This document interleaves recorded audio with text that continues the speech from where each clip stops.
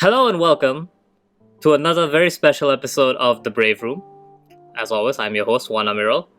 And with me today, I have a new guest. We have Amir. Say hi. Hello. And you may be wondering why I've brought Amir here. So there's a funny story behind this. Amir, could you tell the people what you do on the internet? Well, thank you for the question. So I post Gundam videos. I have a YouTube channel called Gundam Kopi'O, but it's gonna be retiring soon anyway, or maybe I'm not updating it that much due to work. But I used to post Gundam videos, Gundam build videos, at the same time as well videos about Gundam. So you can see that Gundams is the main topic of my YouTube channel. Yeah, as you can tell, he hates Gundam. And so we did a panel together in 2017. Yes, we did. Actually, right. If you like today is like what 17th of July. Yeah. So if it's if you just leave it like a few more days, it's our like what 4-year anniversary kind of thing. Yeah. Yeah. Like since we did together. Yeah. No.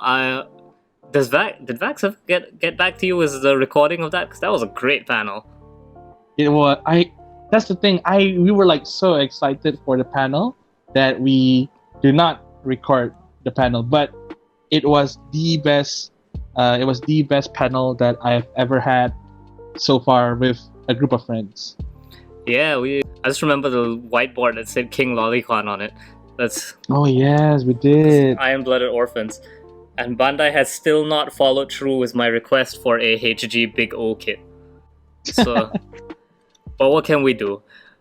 And yeah, true. Before we get into today's topic, remember, please comment, share this video around, and if we hit like 1,000 plays, I have to take one of your terrible suggestions for a topic. So work together and think up of something really, really bad that I have to turn into entertaining content somehow. Yeah. Follow him, people. Follow. So, for this week's topic, the reason you are here is because I watched Gundam Hathaway, which is available on Netflix right now. And oh yes. And I have a review for it on the site as well that you guys can check out. I recommend reading it after this podcast, just so you can see where this is going to go. And I wanted to talk about it, and my usual co-host Kit, surprise, not into Gundam at all. Have you ever tried to have a nuanced discussion about Gundam with someone who doesn't know the hell a Gundam is? I did actually. I mean, there will be those kind of moments where you feel like you want to fish your friends into the Gundam fandom, and I did twice. Like there's this one time where I enticed my friend to like, hey, you should watch Thunderbolt, because I think you can agree with me on here this one that we think that Thunderbolt has like one of the best animations to be ever presented in the Gundam history. Yeah, it's also the best jumping on point, I think. Oh, because you don't know. It was so good. You don't need to know shit about Thunderbolt to go in. And then good jazz. Yeah. YouTube just recommended me like a live performance of Groovy Duel from season 2. Ooh. And I'm just like, now if only Sunrise makes another Thunderbolt movie, because now it's on a cliffhanger, so we're just cliffhanged. My brother and I were joking about it. We joked that every Super Fumina you buy pays for Thunderbolt season 3. Hey, we made that joke. We made that joke with Love Live back in the days, because technically Love Live is made by Sunrise. Yeah, which okay. Technically, may be sponsored to Gundams, I think. Yeah. Oh my god. Yeah, I need to tell you this story. So I attended a Gundam press event, I think last month or 2 months ago, and so they had a bunch of people from Bandai there. One of them was like, I can't remember what his official title was, but he works something adjacent to Gundam, and he is much younger than the other guys that were there. and they were like, oh, like, what's your favorite Gundam? So all these old dudes are like, oh, I really like the Zaku 2. Oh man, the Jagan is good. Da, da, da. And this dude's just like, my favorite kit is actually the Love Life ones. And I'm just like, look at the balls on this guy. Give that man Give that man a cookie. Give that man a cookie. Like, he's literally just like, I love the Chad energy of going to a Gundam event with this giant poster of the RX-78-2 behind you, and he's like, love life though. I love life though. Have you heard Snow Halation? Oh man, the chatness of that dude, I respect. But so, Gundam Hathaway, right? Mm-hmm. So, first of all, I did not know Hathaway was like based on a book series. It is actually. I'm not sure when it was released, but I remember it came out first as a novel. Am I allowed to say spoilers here? Yeah, you know what? Yeah, let's make this a spoiler cast. Let's go. Okay. Let's go full spoil. Full spoiler. We're doing this, aren't we? Okay. Well, maybe don't only spoil the movie. Don't spoil like what else is in the books. If Hathaway physically turns into a Neo Zeong, don't say that. Did he became that? Oh no, okay. I mean, we're not saying because we're not spoiling it. That makes sense. That would be weird if Hathaway suddenly turned into a Neo Zeong. But technically, right, Hathaway's Flash has been out since, if I'm correct on this one, it was out in the 90s as a visual novel. That's pretty much all smaller hidden series of Gundam, like Crossbone, Hathaway's Flash, Blue Destiny, etc., etc. So, I'm not. Oh boy. Okay, so Hathaway's Flash. It was a visual novel back in the 90s, if I'm correct. Visual or light novel? I thought it was a light novel. It's either that or light. Eeny, meeny, miny. Okay, it's either. I think it's light. Yeah, because visual novel, that's a lot of effort to put into. That's the thing, because I have to be very honest here. I did not read the novels at all. That's okay, me neither. My first introduction to Hathaway's Flash is in a PS2 Gundam game, which is called SD Gundam G Generation. Mm-hmm. So that was my first introduction to Hathaway. And if I'm right, that was like one of the times where the company, basically Sunrise, decided to draw characters for the novel, and at the same time as well introduce them to their voice actors, to the storyline as well. So I remember that was my first introduction of the show, and I have to say it was quite classical. It was very nice. Yeah. Oh, that's where the Mesa came from, right? Because I saw the Mesa was, dude. The Mesa is like the best thing about that movie because that is a good looking robot. Oh, it does. And then you prefer Zeon remnants or Zeon suits. Yeah. I, on the other hand, in that movie, I really like the Federation suits, especially the Gustav Karls or Carl Gustavs. I don't know why they call it Gustav Karls. It sounds like a Russian name somehow. That's probably okay, but the Gustav Karl isn't new to Hathaway, right? Like that's a previously existing suit, so that doesn't count. Like I could put in the Unicorn Gundam in the background and say, oh yeah, that's my favorite mobile suit from Hathaway. but yeah, I think because no one cares of the other mobile suits back in Hathaway's Flash in the movie, because everyone only know two. If I'm right, the two most popular mobile suits in Hathaway's Flash, which came out in the game, in games first, which is like the Sea Gundam and the Penelope Gundam. Which are two big boys, very big boys. Yeah, I was gonna say my first complaint about Hathaway is that I can't tell those two apart. They're just giant Doritos in space. You know what? I can agree with you. I think the only thing that differentiates them is C has a lot of blue parts on him, and the Penelope is mostly white with a horn on the top of it. That would be great if most of that movie didn't take place at night. oh, you are correct. I can agree, because I could not differentiate which one is C, which one is Penelope, because it was dark in the movie. Yeah, so that movie is dark for no reason. I mean, it is nighttime. Yeah, but Unicorn takes place in space, and I can tell what's going on there. I can agree. Yeah, everything is a bit more bright. I feel like someone in charge of that movie wanted it to look as much like a Hollywood movie as possible. So they took a bunch of photos from real Hollywood movies and then said to the VFX team, now make it look like this. That's what Hathaway feels like. I want shades of darkness. I want lots of them. Yeah, like I thought it was a problem with my TV. Then I went to go watch the trailer on my laptop for the review. And I was like, oh no, it is this dark. In like on purpose. They did this on freaking purpose. That is true. I can agree on that, because I think you are right on the budget part, because there's a lot of scenes in that movie. I can say it's super detailed and at the same time super beautiful, especially during the first battle scene between the Gustav Karls and I forgot the Xeon mobile suit name. Is it really the Mesa? Yeah, it's the Mesa, yeah. It's the Mesa. I remember there's like this scene where there's a lot of sparks going on just by using the beam sabers clashing, and I was like, wow, they actually show the effect of those small particles burning on the floor, and it's disintegrating everything that it touches. I was like, wow, so they actually paid attention to that.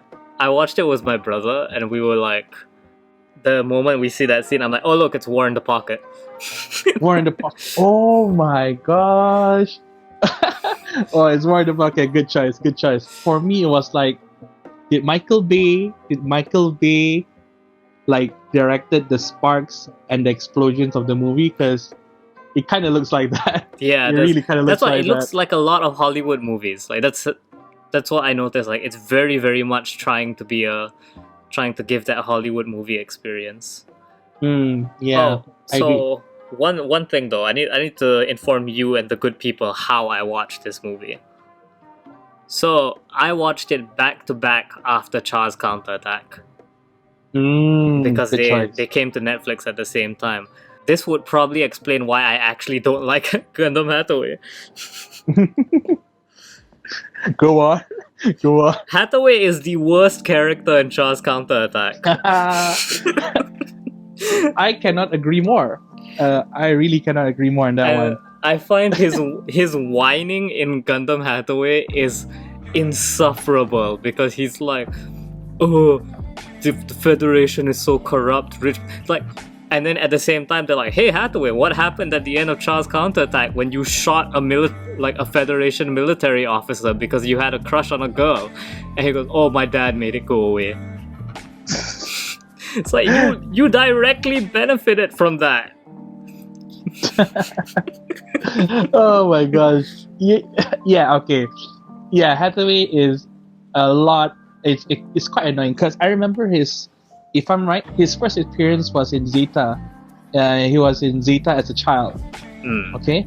And then it progresses to him becoming a teenager in Char's Counterattack.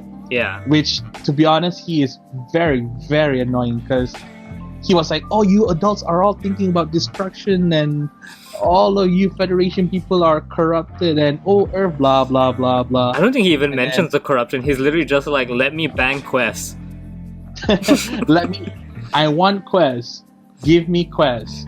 And they're like, but Hathaway, Quest wants that charge, and he's like, no, but I want, but me. And then he I shoots have that Amuro's special girlfriend. connection with Quest. I want Quest.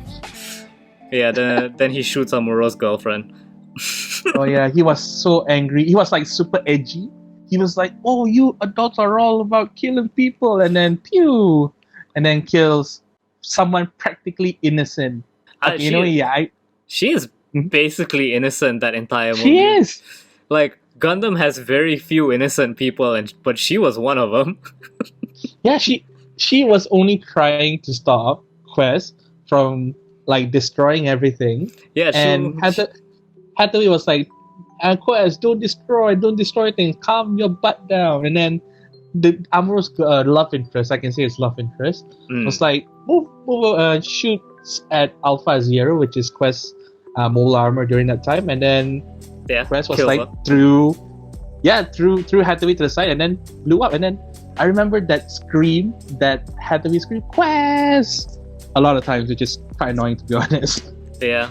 Uh, But yeah, so no, Hathaway is And like then a he piece of became shit in Charles Counterattack, and then they made a whole movie about him. And he has the audacity to go talk about, oh, corruption is so bad. his motivation doesn't line up, isn't it? Yeah, and I mentioned this in my review. Like, what it should have been is it should have been another character who was on the Rock Island at the time, who saw all this and then decided to, be a super terrorist as a result. And then, like, Hathaway gets roped in, and they're just like, Hathaway, like, you're directly responsible for this because he saw you get a slap on the wrist for basically treason. Insubordination. Sorry, treason is to a country, but yeah, insubordination, and now you have to go do thing to help. But yeah, I gotta say, I like the marketing for Hathaway's Flash, because that one trailer that mentions the plot makes it sound like the whole movie is this cat and mouse between Mafti and Hathaway. And like literally the first 10 minutes is Hathaway going, I'm Mafti. Yes, that is true. Actually, technically in the movie, like, okay, do you want me to call her Gigi or Gigi? Because it's very hard to... It's Gigi. It's Gigi. Because, yeah, I hope, to be honest, I was hoping like it's the reveal of Mafti is a bit more dramatic, but this one is just straight up like, oh, I'm actually Mafti, and Gigi was like, oh, I know, you're Mafti. I know you're Mafti. Are you Mafti? It's kind of like not surprising. I wish it's a bit more dramatic. Well, because I think that wasn't it wasn't meant to be a twist. That's literally the character's introduction. It's like, oh, I'm Hathaway, and I'm also like Space Al-Qaeda now. Oh, that was a good one. That was a good one. Yeah, he is technically a terrorist. He is straight up a terrorist. I mean, he boards a plane himself to kill the people that is in the plane itself also. Yeah. Oh my gosh. And that was a good one. I have to say, like, I can't tell why I like Gigi. So, because her character design's pretty good, okay. But also she's voiced by Akane from Gridman. Like, that was the first thing I latched onto. I was like, oh, you're Akane. You're my favorite character now. Cool. Oh, I didn't know. Okay. I have to be honest. I'm not the kind of person to like identify voice actors with their characters. But that's a surprise. For me, it only works for the characters I really like, and I really like Akane from Gridman. But okay, I'm not sure if you noticed. Okay, you noticed Akane was in the movie as Gigi, but do you know the inspector from the movie? His voice actor Archer, for the inspector is the original Hathaway from the game. Oh, yeah. So all this time in those games, PS2 games or any Gundam games, you saw Hathaway. That's his voice actor. Wait, the inspector, as in the dude with the riding crop, or the police inspector? Okay, him, yeah. Yeah, he was he voice acted the original Hathaway from the games. Okay. So I just knew about it too. I was thinking about was his name Kenneth, the Federation dude? Yeah, Kenneth. Yeah, I haven't confirmed this, but I'm like 90% sure he's Archer from Fate Stay Night. So. Oh, is he? I don't know. Don't hold me to that. But he sounds very similar to him. Okay, to the podcast listeners, I have to be honest. I do not remember every single character's name, but I do remember most of the mobile suits' names. Oh, same. That's my job. Same. That's literally what we do in the Gundam fandom. We don't remember the character's name, but we are most likely to remember the mobile suit, the mobile armors, the battleship's name. Yeah, like Gelgoog. like Gelgoog, Zaku, and then Alpha Azieru. And that one is a very rare one to know. If you don't watch Sharks Counterattack, you don't know that. Oh man, the opening credits for Gundam Hathaway are so good, because this is just a recap of Charles Counterattack set to James Bond music. Yeah. Oh, you. Oh, okay. I thought I'm the only one that noticed this, but yes, I agree. Sawano, you did a very good job. Thank you, Sawano. So one thing I didn't notice about Hathaway's Flash, like I thought they were going to do a Twilight Axis and squeeze it in between Counterattack and Unicorn. It takes place after Unicorn. Yes, it is actually. It's in UC 0105, which is, I think it's like, mathematically it's 9 years. Yeah, 9 years after Unicorn. Unicorn. But Unicorn wasn't written as a book then, right? Unicorn? No, it was not written as a book. Shark's Counterattack, yes. No, but yeah, okay, so the plot for Unicorn didn't exist when Hathaway came out, right? Yeah, literally doesn't. So, because that makes it really funny if you only watch the movies. Because Hathaway talks like nothing has happened since Char's Counterattack. But if you think about it, with Unicorn existing, 9 years ago the government tried to fire the Death Star laser. Oh yeah, they did. That's a Unicorn, right? Oh. Yeah. You know, the Federation government. It was the Federation, right? It was the Federation. Well, you know, your government, your Federation government, tried to shoot a big ass laser towards a colony. Just to kill an old man with a commandment list. Yeah, an old man and his post-it note. And then a university student became the new head of Zeon, which is now like an official country. Oh yes. Oh, now, yeah. I remember that one. Technically, yeah, she is a university student, isn't she? Yeah. Oh, yeah, she did. But she was like literally the daughter of like a previous general. Yeah, that's why she's like the rightful. But I mean, like, this is all big stuff that has canonically happened in the UC timeline, and Hathaway's just like, nothing's happened since Char's Counterattack, and I'm just like, are you sure, buddy? Are you sure, buddy? Do you want to check back like 5 years ago what happened? News? Have you checked the news? What happened in UC 0096? Like literally 9 years ago. Literally 9 years ago, your Federation government tried to shoot an old man with a plaque with words on it with a big ass laser. And that's what they do. And then like it's also funny because you know the start is like, is Mafti the next Char Aznable? When if you look at all the UC nonsense, there's been like 3 more Chars since Char died. Yeah. Oh, I mean, if we want to include narrative, if we want to include narrative into it. And then what more? Narrative, Frontal, and wasn't the girl from Twilight Axis also? Wasn't she supposed to be a Char? I don't know. A Char clone. So yes, technically yes, 3. Frontal, the guy from Narrative. I forgot his name because he was crazy, and then the girl from Twilight Axis. Yeah. So so yeah, like are you sure about that? I think Hathaway just sucks at reading the news. I think he only checks news for Mafti. He's got one of those Google pings that comes up anytime news about Mafti is written. I think, right, this is just my opinion, but I think the writers are trying to be as close to the light novel. So yeah, I totally see that. That is the real world reason for it. It's just really fucking funny because, you know, in Bandai's official UC timeline, that happened. Unicorn happened. Now, do we want to acknowledge it canonically or not? That's the thing. Yeah, pretty much. But yeah, I don't think they should have changed stuff to fit in the Unicorn thing. But I think like just because you know they had that shot of totally not BBC, right? Like I think just a small like one of those side articles saying like, oh, Minerva Zabi, I don't know, save the kitten or whatever would have been good enough.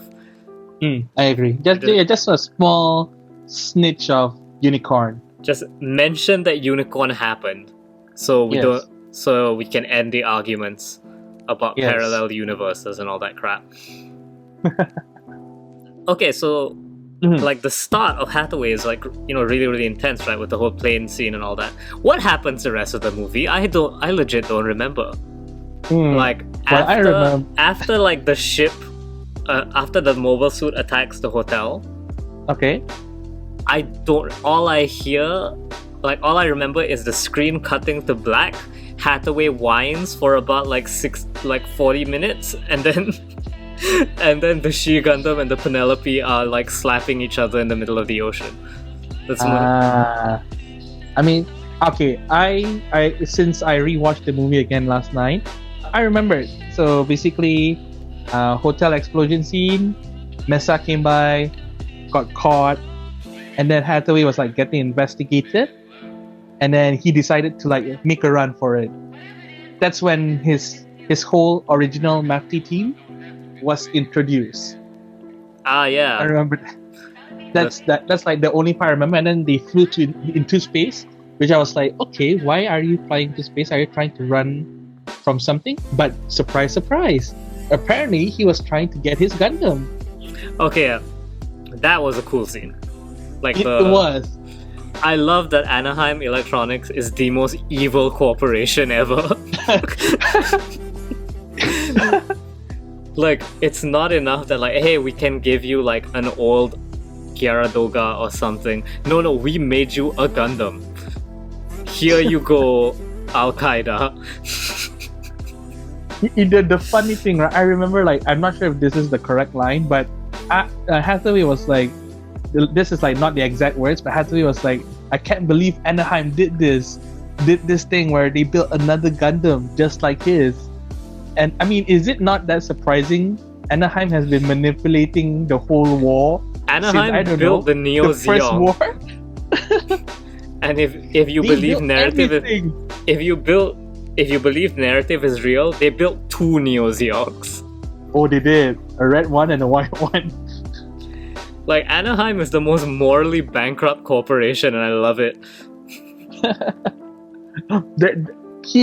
Anaheim is basically like that parent where they give everything to their kids, even though you know they're like the kids are fighting. So the parent is like, here's a gun for you, and here's a bigger gun for you. Now fight. I love it. It's even better when you look at it at Unicorn specifically, because Frontal specifically steals from Anaheim. Like, he stole the Sinanju from them. And then like a few months later, he walks up to them with an order for a Neo Zeon, and they're like, oh yeah, sure. Never mind that you're clearly using the Sinanju that you stole. Like, you parked it outside. It's still there. We can clearly see that's our mobile suit that you have. Can I just have another? Can I have a mobile armor as well? And they were like, yeah, sure. Can I just get? I know I stole from you guys like a few years ago, and then turned it into mine, which I painted it red with one eye. But can I have like another bigger one? Yeah, can I? Can I have a bigger one? You know, like a colony destroying level of big. Yeah, that one. Oh yeah, and Psycho Frame, please. The Psycho Frame has to be taller than the mobile armor itself. Yeah, and I want it to be super invisible towards beam weapons, any kind. And Anaheim's just like, you got the cash? And he's like, yeah. And they're like, okay. Yeah. Sure. Yeah, we'll build you one, even though I don't know, you stole from us a few years ago. But yeah, no problem. Money is money. No problem. Money talks. Yeah, I love the fact that Anaheim has never been the villain. Is like my favorite thing about Gundam. Like, accidental or intentional, they're just like, oh no, corporations have no values. They will do whatever they want. And okay, that's kind of deep though. Like, I never seen Gundam as like a. I mean, we know Gundam is basically it's super the main theme is war. Yeah. But then when you said like, oh, corporations are like that, and I was like, oh man, that sounds really, really deep. I mean, that's really pretty much what Unicorn was all about, because Unicorn was literally about screw Federation and Zeon, but corporations are shit. Because it was like the Vist Foundation is controlling the Federation, and yeah, and then like was this Frontal restarted Neo Zeon just to do his nonsense. But I think that's actually a line from Unicorn as well, because when Banija is on the what's the ship that looks like a butt plug? Oh god, I can't remember what it's called. Grancier, yeah. That looks like a butt plug. please. The Garancier. Oh, looks like a butt plug. And now I cannot unsee it as a butt plug. Thank you. Yeah, it's a butt plug. And they talk about how like Banner lost his weapons before they captured him, and they give him like some of the Gyara Zulu weapons, and he goes like, "Oh, will it work?" And they're like, "Oh yeah, mobile suit weapons are universally compatible." And he's just like, "Oh, I guess that's the thing that you can agree on." And they're just like, "Oh, they're all made by Anaheim." Let's be at war with each other, but no worries. Your weapons are interchangeable, so you can keep doing your war thing while being very efficient and with money. Sharing is caring. Yeah, just as long as you use Anaheim Electronic Beam Magnum, it doesn't matter what your faction is. We stray away from Hathaway's Flash really quick in this one. Yeah, Shall we go back to Hathaway? I mean, but that's pretty much what the movie was, though, wasn't it? It was nothing happens.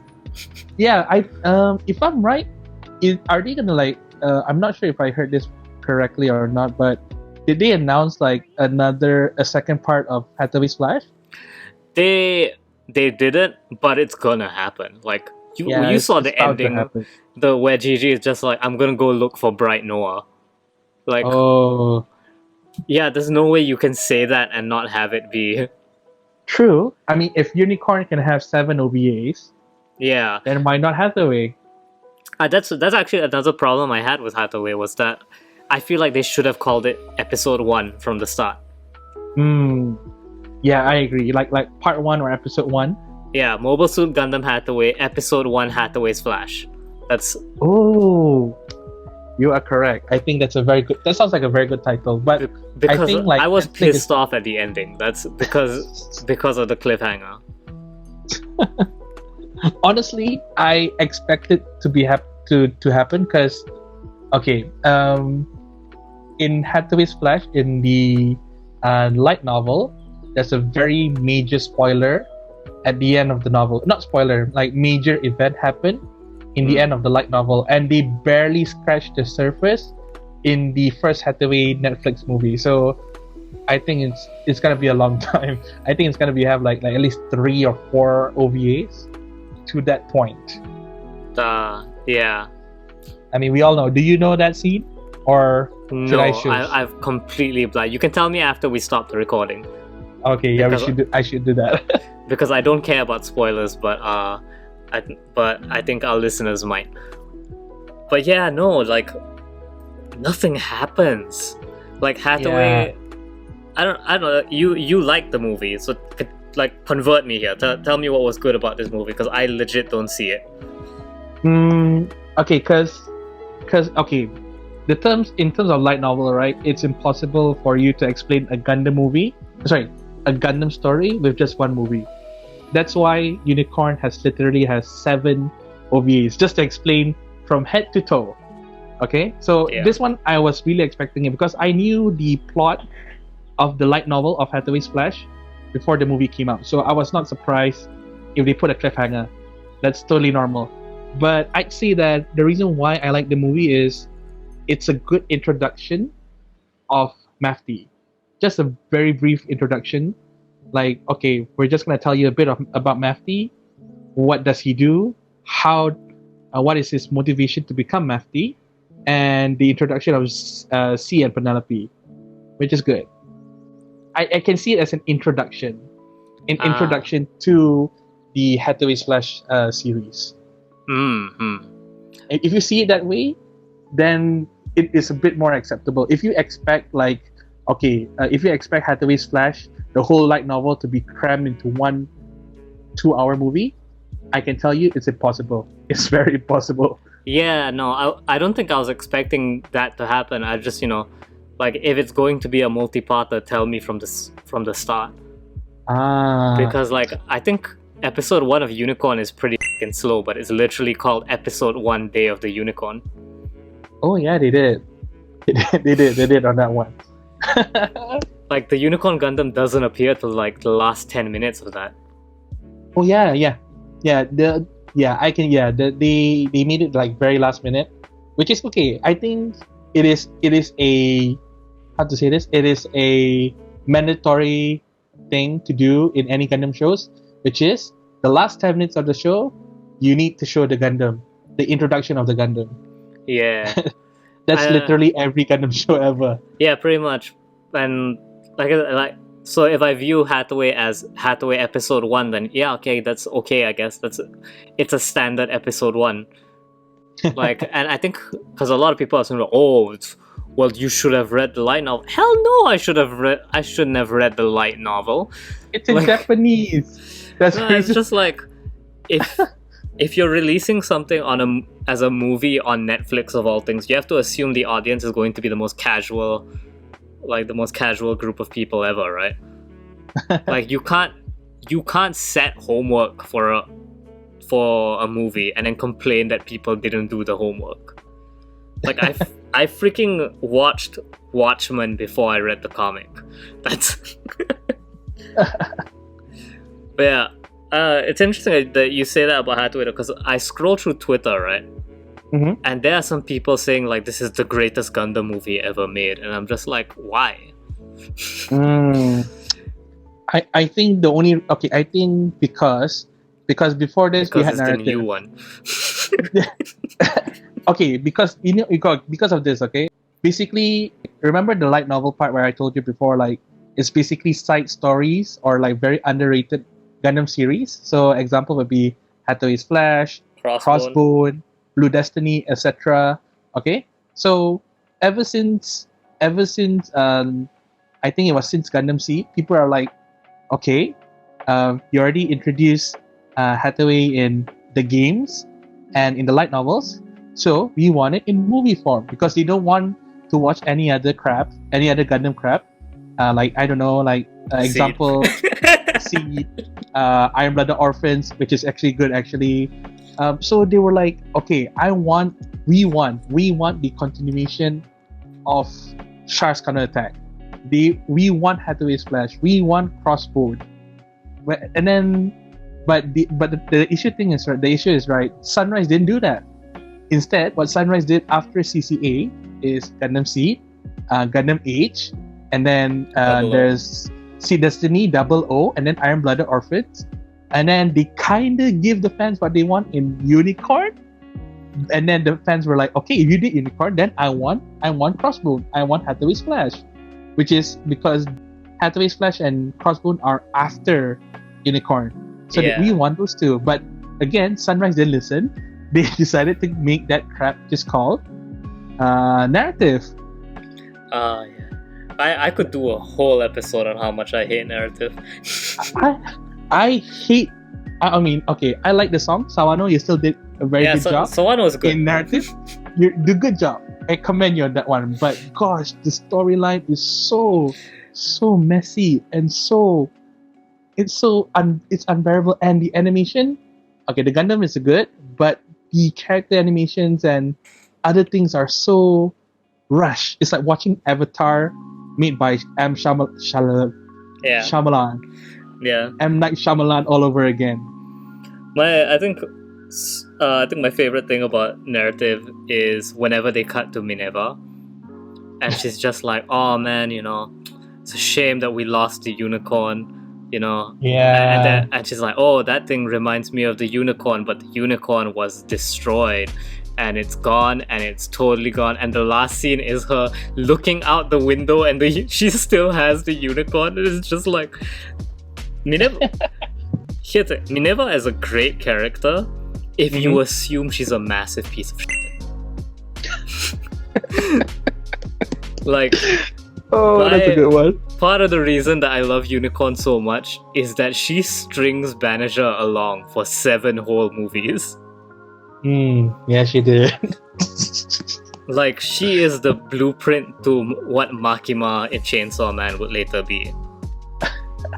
Where she literally goes to Riddy and says, if I jump out a plane, Banagher will catch me, and then jumps out a plane. And sure enough, Banagher catches her. And oh my gosh. She's like, okay, I'm going to do all this without ever piloting a mobile suit. I believe in you. I will make that leap of faith, and I know manager will come by to save me. F you, Riddy, you beta cock. You know what would be very cool is when she jumped out or leaped out, she shows a middle finger to Riddy.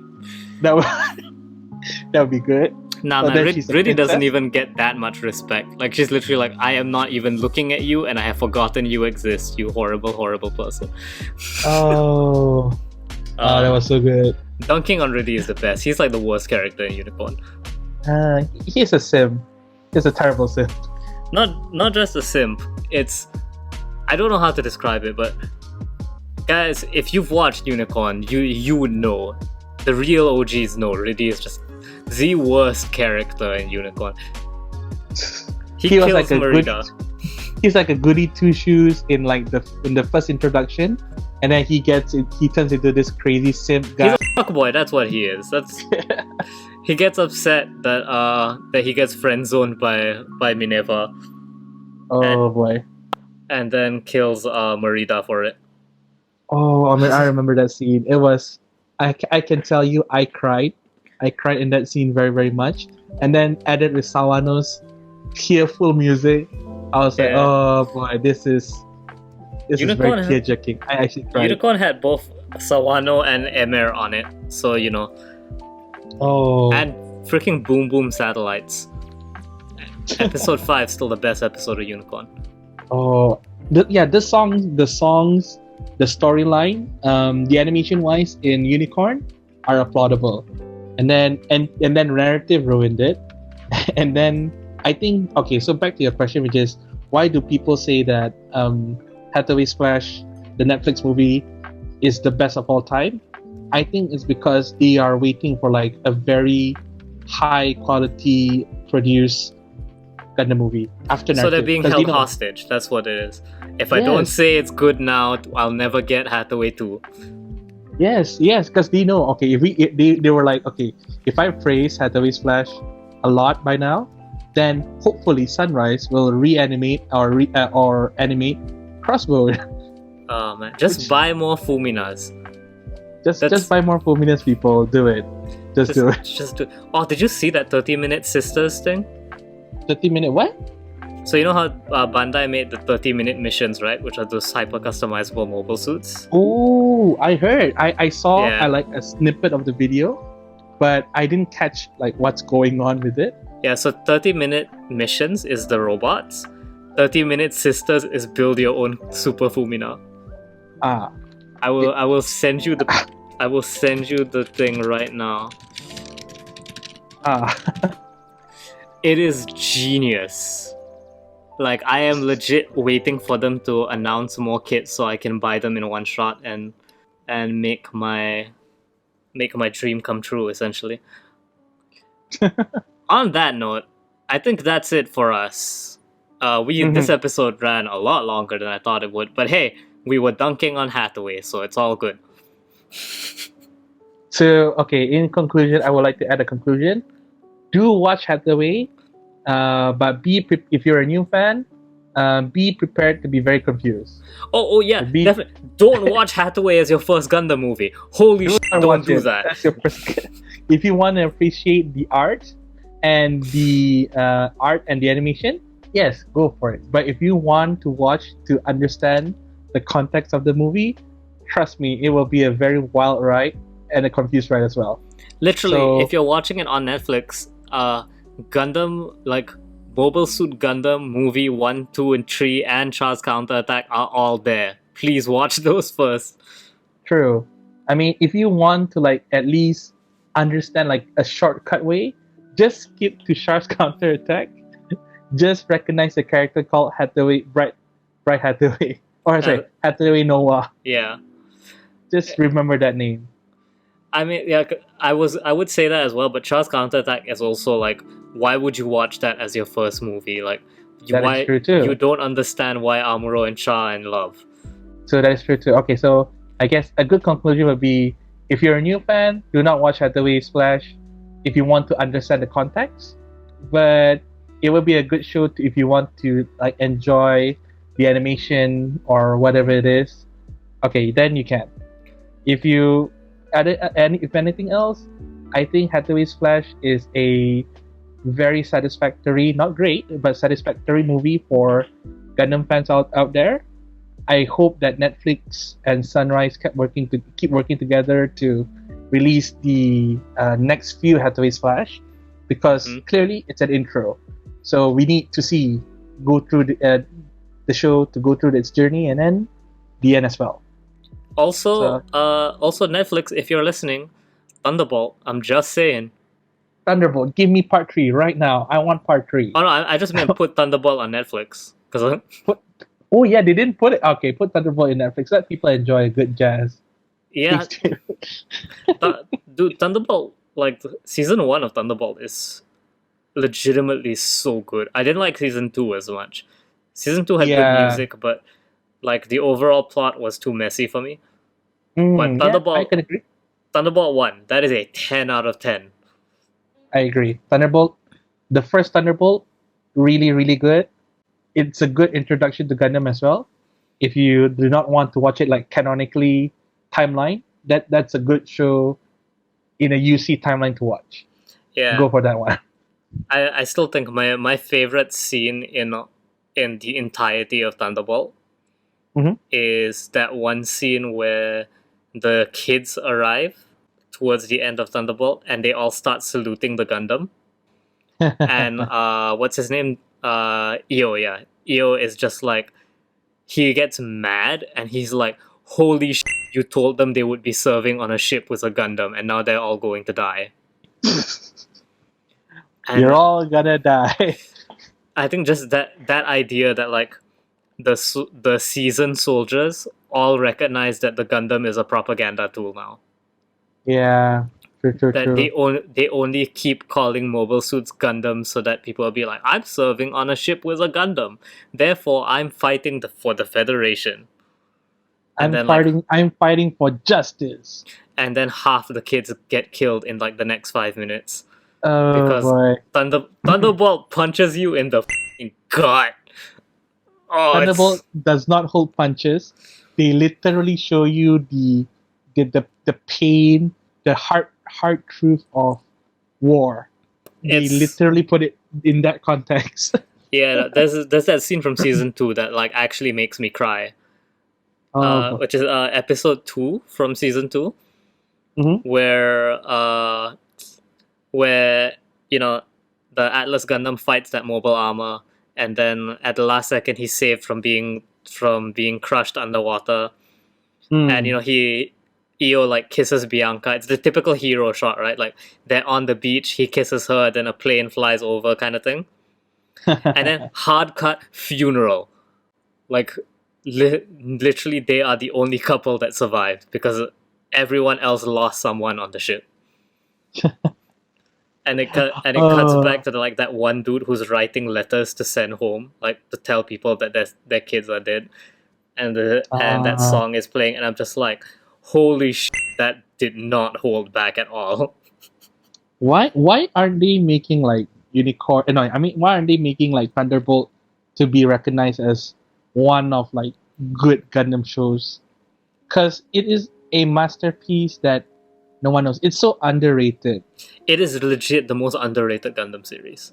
Yes, because the people won't acknowledge it as a UC canon show to tie to any UC canon shows. Hence, they were like, I'm gonna ignore it. I'm just gonna put it to the side. I think it's because it's very hard to market, amputation body horror.